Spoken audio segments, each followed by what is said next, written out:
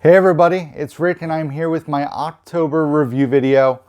So, as you guys know, I've been doing videos where I basically go through all my reviews for the months. October is no different.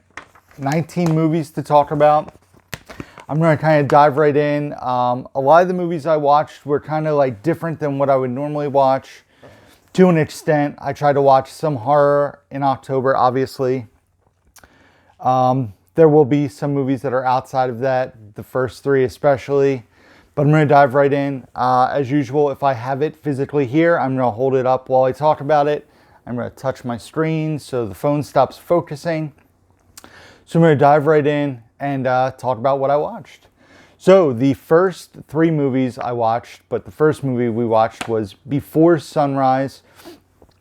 If you guys watch my buddy Joe Martinez's channel, you'll know that I sent that to him. He got that from me, that huge 4K deal that I purchased. So I had reached out to him and said, before I send this to you, do you mind if I watch these? I've never seen them. I kind of want to check them out and see what all the fuss is about. And he said, absolutely, not a problem. So I have my notes here. So we watched, and mind you, this is the middle of November, so like I'm a month and a half removed from this. So I'm going to kind of look at my notes more often than I normally do for at least the beginning half. So basically, if you're not familiar with the premise of the Before trilogy, which it's known as Before Sunrise, Before Sunset, Before Midnight, they were movies that were written and directed by Richard Linklater. That were made 9 years apart. So the first one was made, and then 9 years later, the second one, then 9 years later, the final part. They star Ethan Hawke and Julie Delpy. I remembered it. And so basically this movie, you meet Jesse and Celine. Jesse is Ethan Hawke's character. Celine is Julie Delpy. And they basically meet on a train.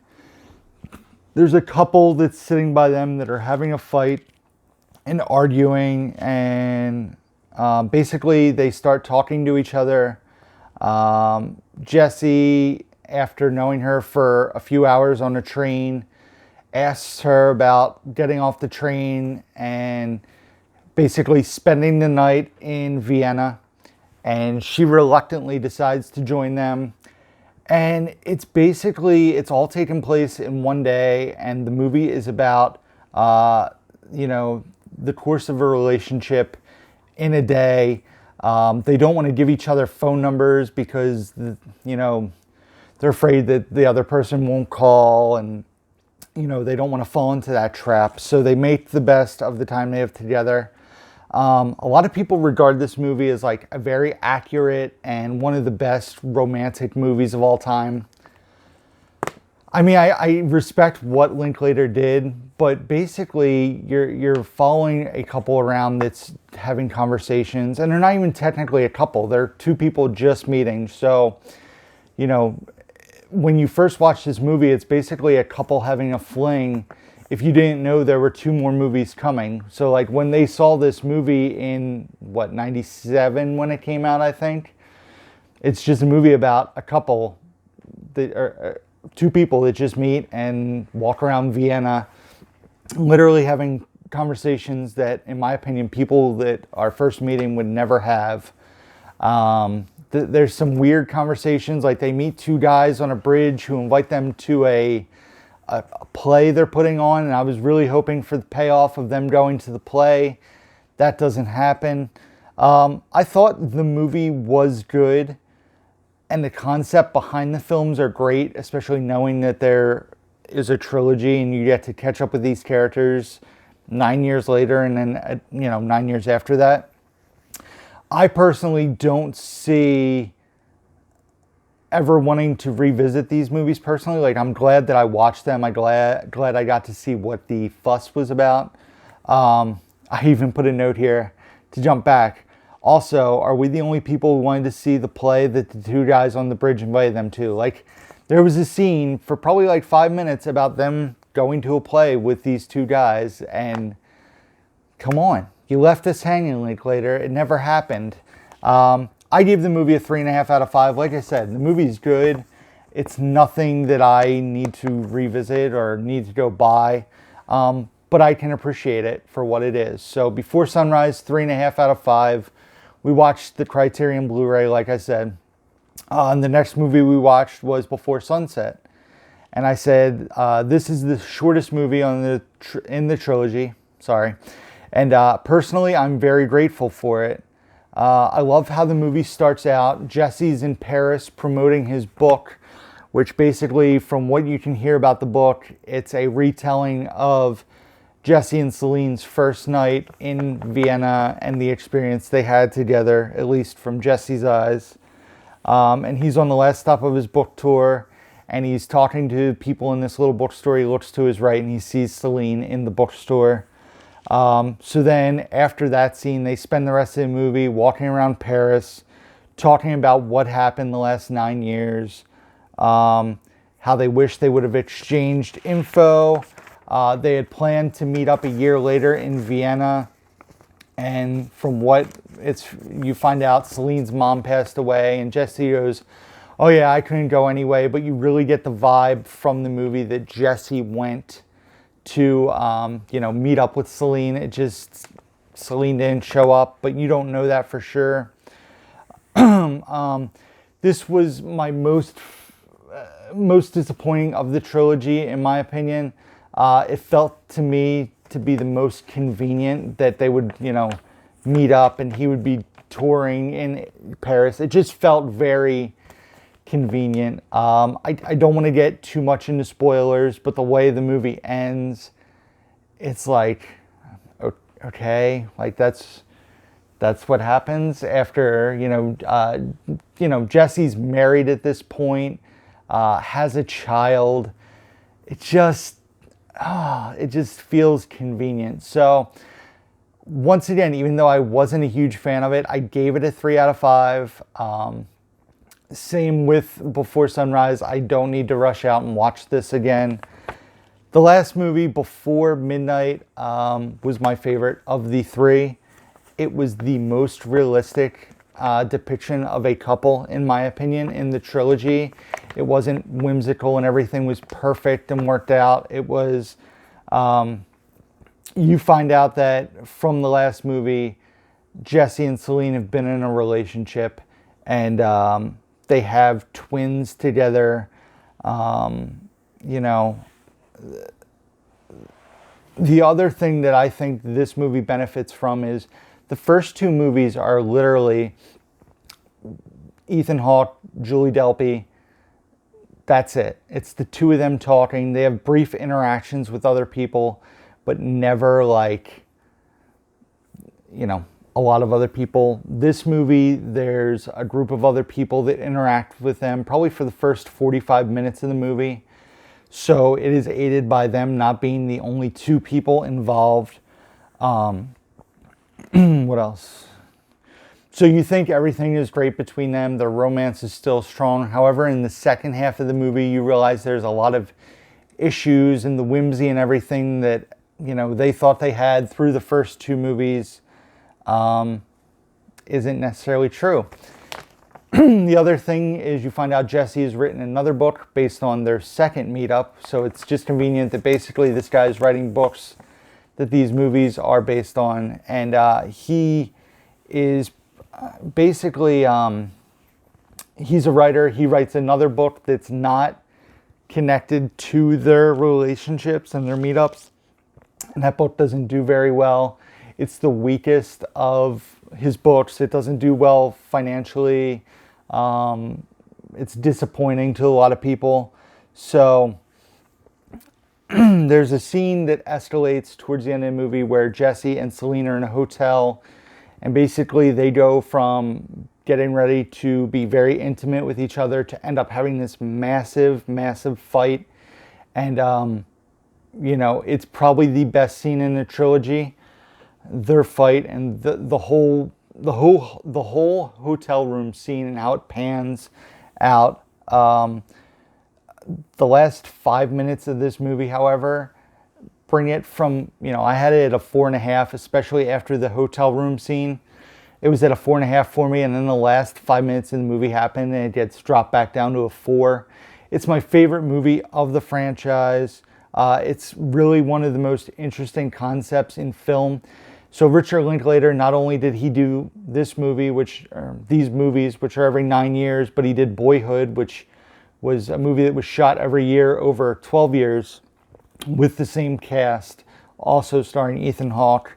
But yeah, I gave Before Midnight a 4 out of 5, and I've rambled way too long about this Before trilogy, so hopefully I haven't lost you guys.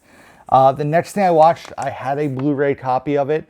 I actually sold it, so that should give you guys an idea what I thought about it. And it was See No Evil, starring WWE's Kane, aka Glenn Jacobs, the mayor of somewhere down south.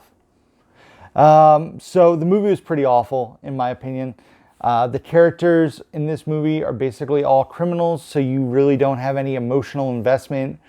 You're not very upset when they get killed off. It's a horror slasher movie, so that is not really a spoiler alert. There are some pretty interesting kills in the movie, but nothing like where I was like, wow, that is amazing. It was gory, but not very well done.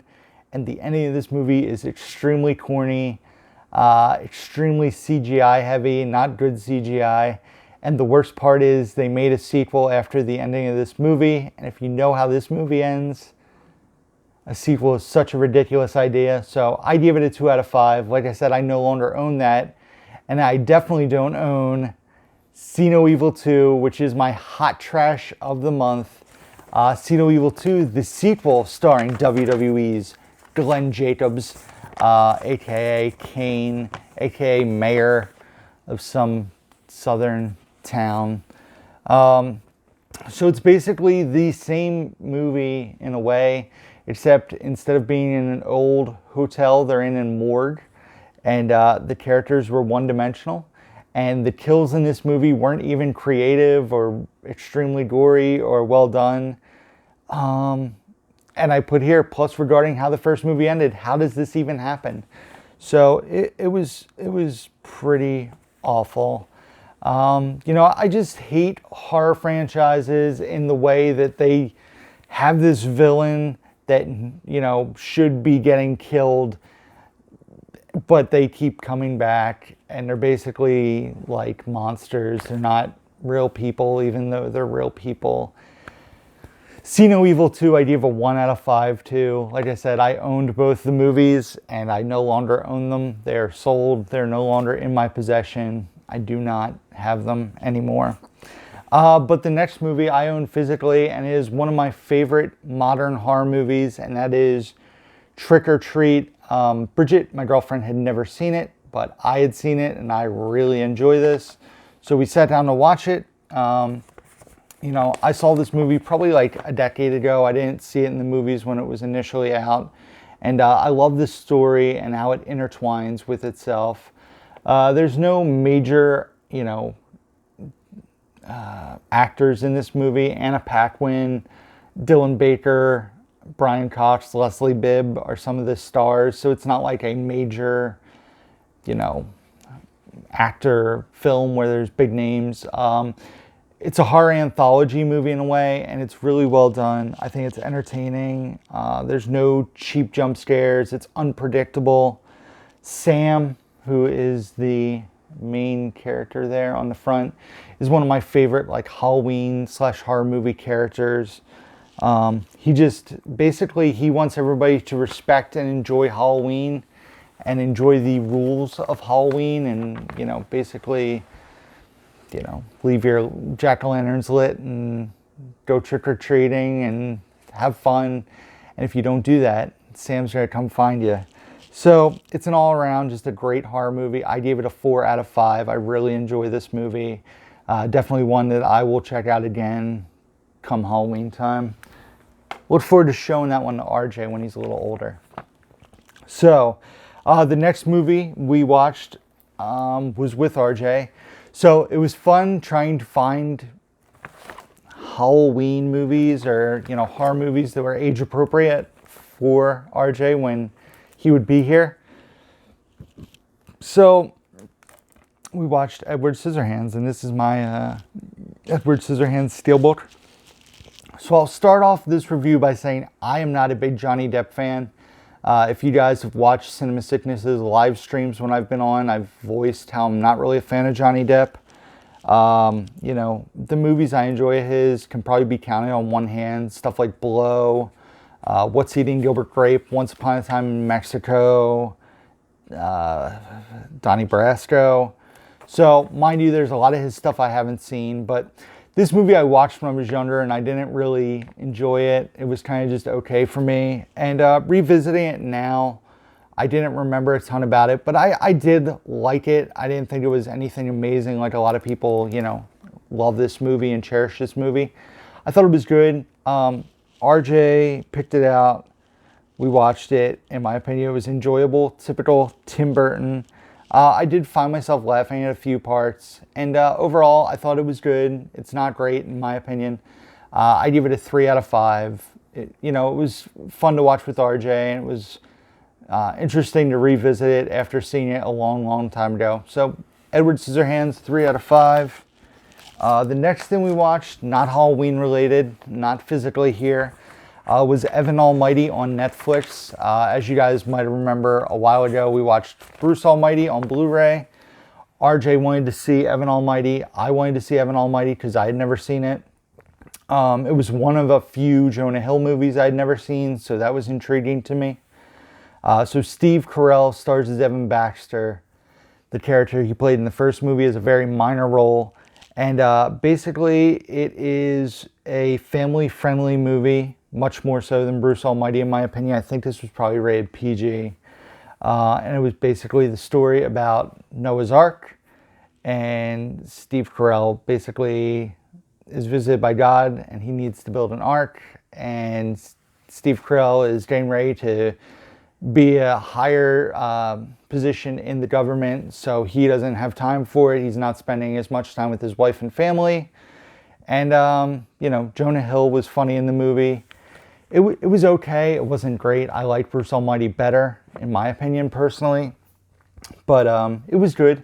Something I would eventually add to my collection if I found it for a few bucks on Blu-ray to own. But I give it a 2.5 out of 5. We watched it on Netflix streaming. The next thing that we went and saw was a special Fathom event screening of Jay and Silent Bob Reboot. We went and saw this the day before my birthday, so I was very excited. As you guys know, I'm a massive Kevin Smith fan. Recent Kevin Smith movies haven't been as enjoyable as older Kevin Smith movies. I really enjoy the View Askew universe. I wasn't a huge fan of Tusk. I did enjoy the first half of Yoga Hosers, or the first half an hour.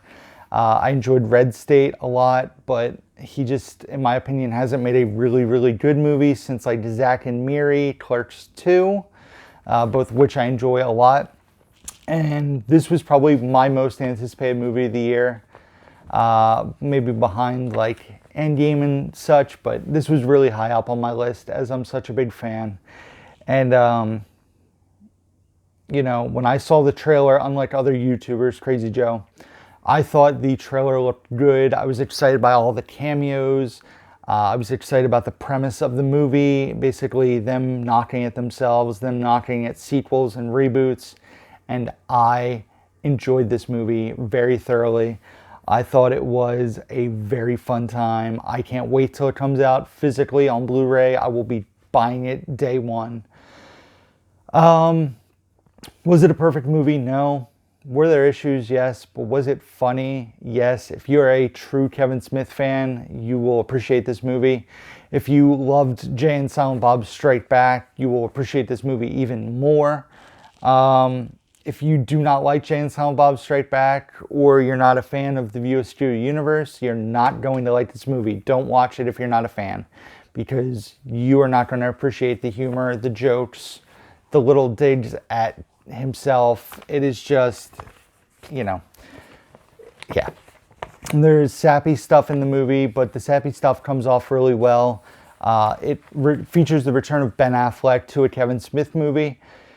Ben Affleck and Kevin Smith had a big falling out years back, and, you know, basically didn't talk to each other. And They basically rekindled their friendship, and Ben Affleck probably stars in the best scene of the movie, hands down. A scene that's tied to Chasing Amy, which is probably one of my favorite Kevin Smith movies ever. And, you know, I just thought the movie was really fun.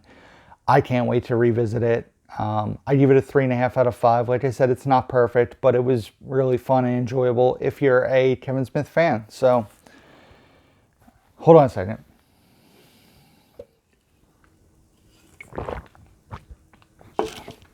Boy. So, the next movie, Joker, Regal Unlimited. Wow, what a flick. This is the first 5-star movie of 2019 for me. I thought the movie was phenomenal. It was so well done. Joaquin Phoenix was amazing in this movie.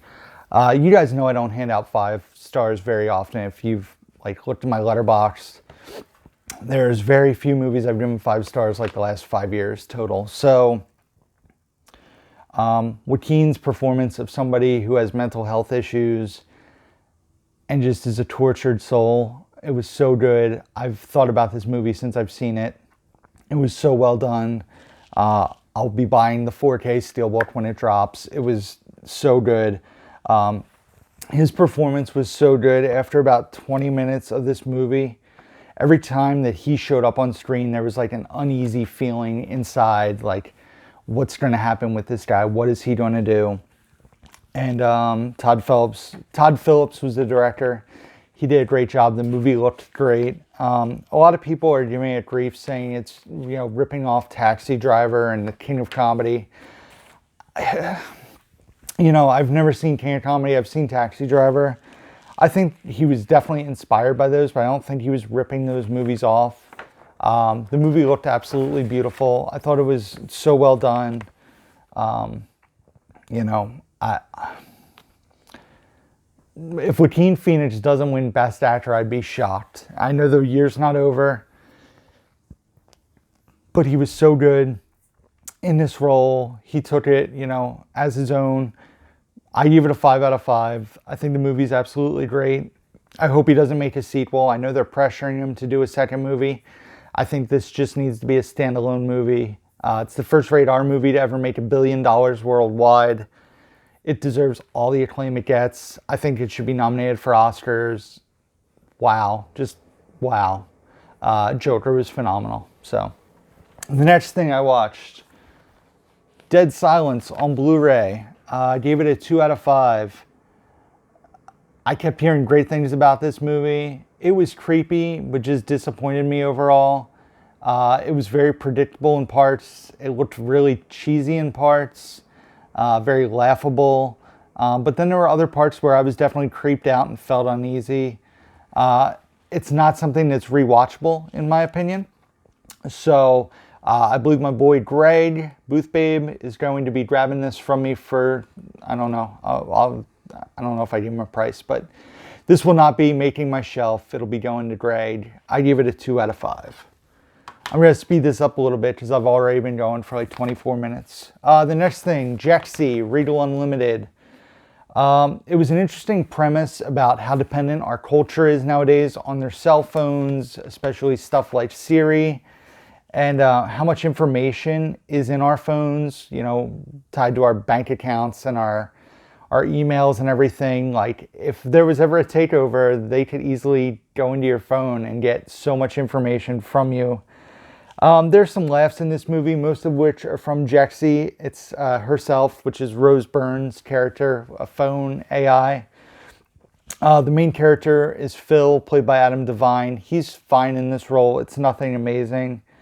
There were a lot of eye-rollingly bad moments in this movie, which held down the grade for me, especially out of Michael Pena, who was like Phil's boss in the movie.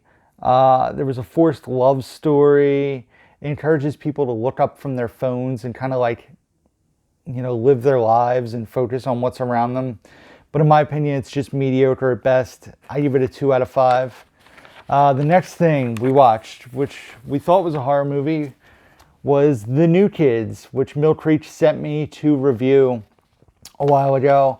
And the cover art shows this as a rated R movie. It's, you know, the director of Friday the 13th, basically kind of advertised as a horror movie, but it's like a teen revenge movie that a lot of the stuff that happens in this movie would not be in a movie today. It's very un-PC in parts. It was described on IMDb as a horror movie as well.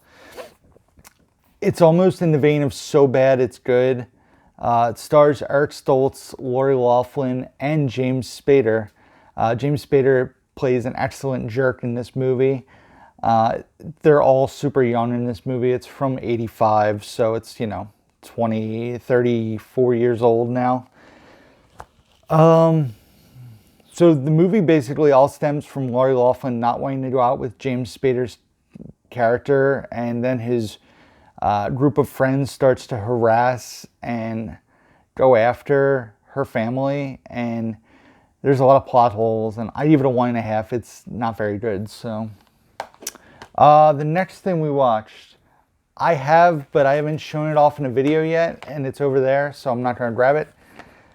It is Teen Titans Go vs. Teen Titans on Blu-ray, and it was really fun and entertaining.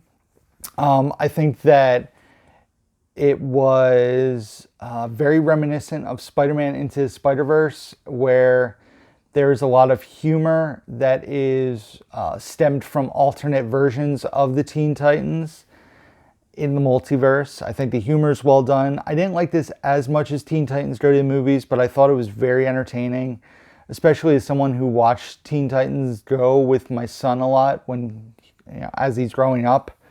So if you're not a fan of Teen Titans Go, it might not be for you. You might not enjoy it as much as me, who watches Teen Titans Go pretty often. I gave it a 3 out of 5. I would definitely watch it again. I definitely found it to be pretty funny and enjoyable. So Teen Titans Go vs. Teen Titans, like I said, I gave it a 3 out of 5. I watched it on Blu-ray. I just didn't add it to my pile.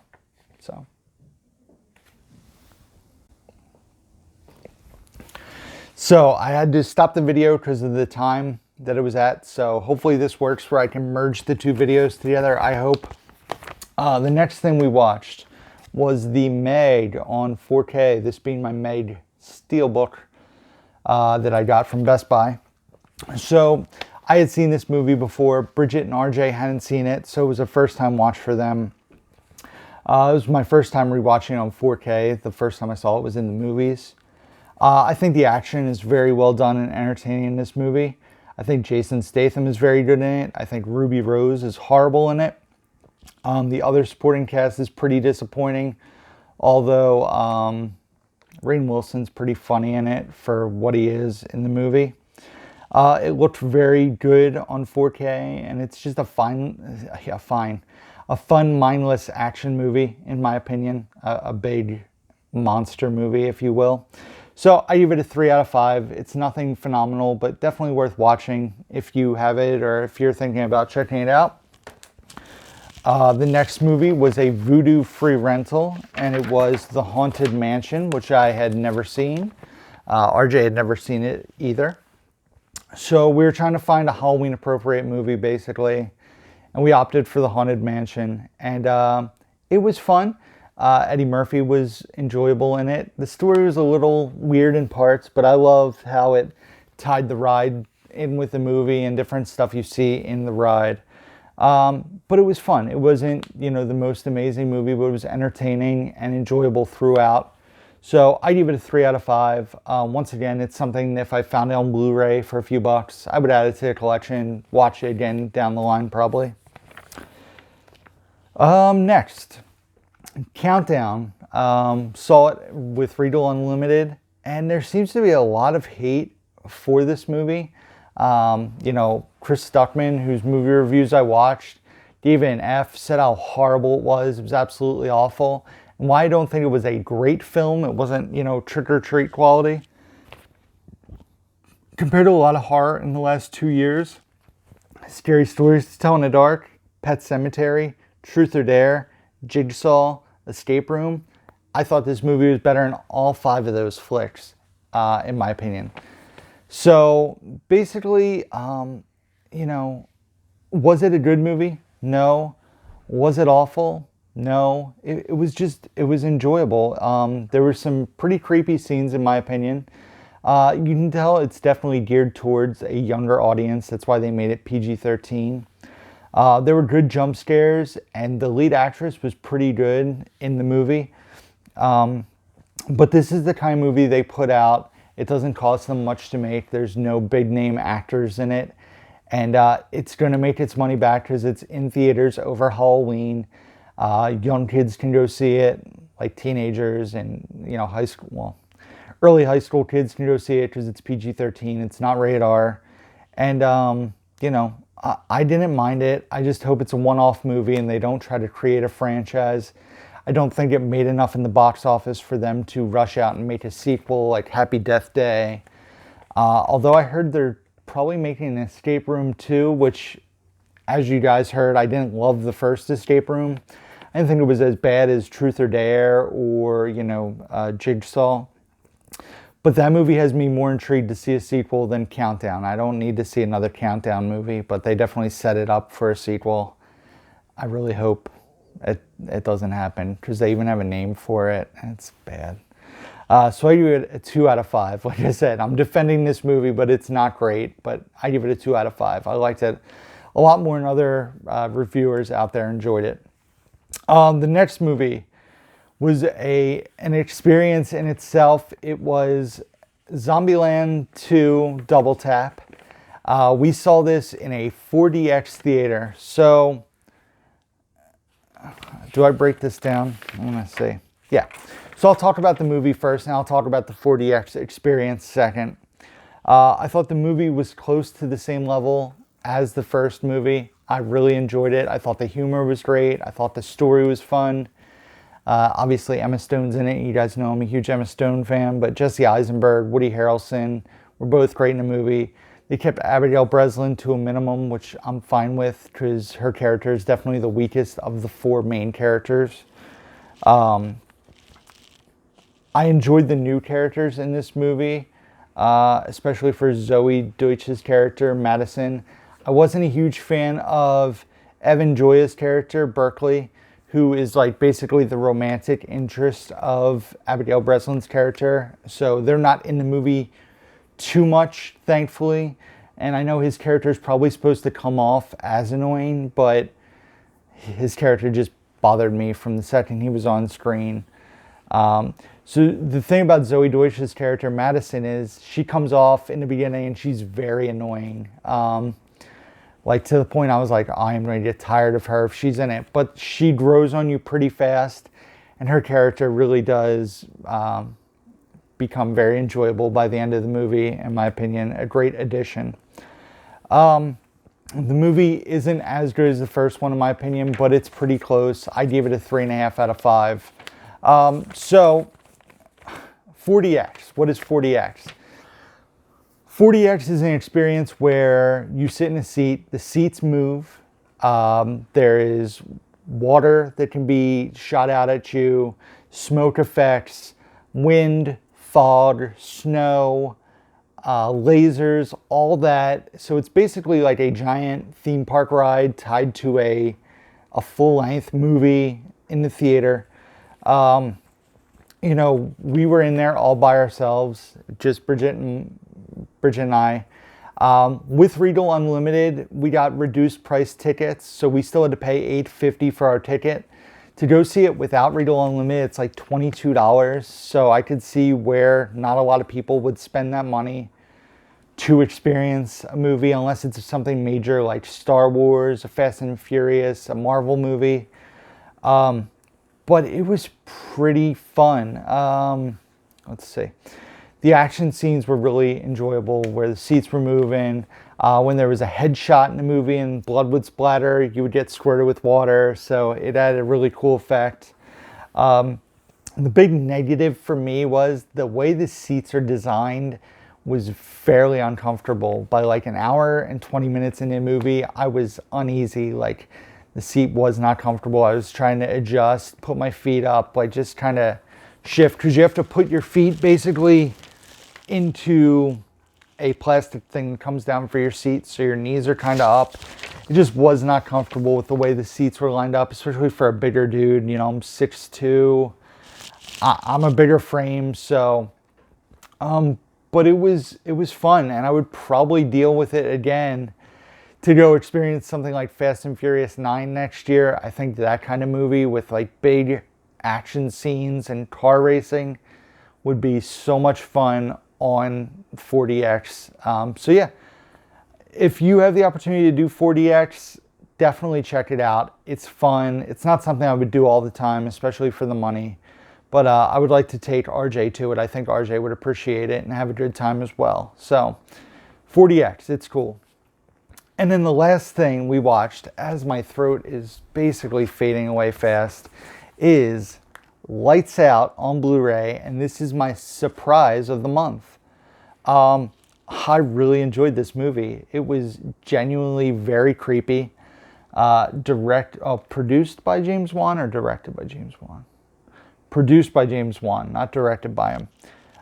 This is a pleasant surprise, especially for a PG-13 horror movie. An 80-minute runtime, which is sexy.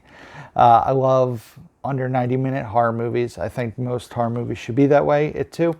And it, you know, I feel like 90% of the horror movies that come out, especially PG-13, are either played for laughs, Happy Death Day, which was more of a comedy movie than a horror movie, or just eye-rollingly awful like Truth or Dare.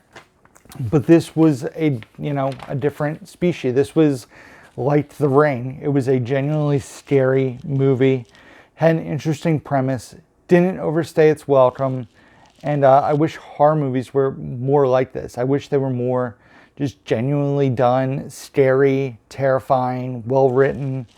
Check this out if you haven't done so already. I really, really enjoyed this movie. I threw my paper down. This is making the shelf. I would definitely be watching this again. I give it a 3.5 out of 5. Lights out. Do yourselves a favor. Check it out if you haven't already. If you have, check it out. So that's it, guys. I'm done. My throat hurts, so I don't know how many more videos I'm going to record. Maybe one more, hopefully. So yeah, hopefully I can combine this into one long video. I have to mess around with some software because I had to split this up. But thank you guys for watching. Be sure to check out the description box down below where you can find links to my Facebook, Twitter, Instagram, my eBay page. Like I said, if you guys are interested in anything, shoot me an email, message me on Twitter, message me on Instagram, Facebook, anything. If you're interested, I can work out a better price with you. Also, check out Letterboxd, where I rate and review all the movies I watch and basically tell you guys my thoughts in these videos. And that's it, guys. So be sure, the paper fell, hit the wire. Be sure, hit the like button, hit the subscribe button if you don't already, hit the notification bell so you guys know when I drop new stuff, comment, all that good stuff. Until next time, guys, who's down to movie?